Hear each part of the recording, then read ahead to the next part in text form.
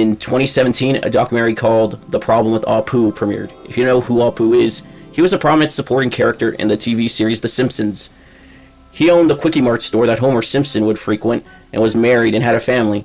He was a fan favorite for a while. Unlike many of the other characters within The Simpsons, Apu stood out by being a working family man versus dim-witted characters like Homer and Chief Wiggum. So if Apu was such a beloved character, what was the problem that made everybody turn their back on him and make Matt Groening regret making the character, or at least regret how Apu was portrayed? He was voiced by Hank Azaria, a white man. Yep, that was the sin of all sins. Hank Azaria playing Apu, which nobody for decades had a problem. So who was leading the charge, you ask?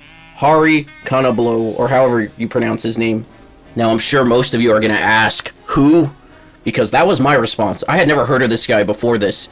Even now I don't know who he is, and after doing some research on him, well, this documentary is his claim to fame. He has never been in any big movies or shows in a prominent role. He doesn't even have any stand-up specials on streaming where he's headlining. So if your claim to fame is a crappy documentary, then you are probably one of the worst comedians on the planet that can barely headline a bottom-of-the-barrel comedy club. And if you look on IMDb, it has a rating of 3.8.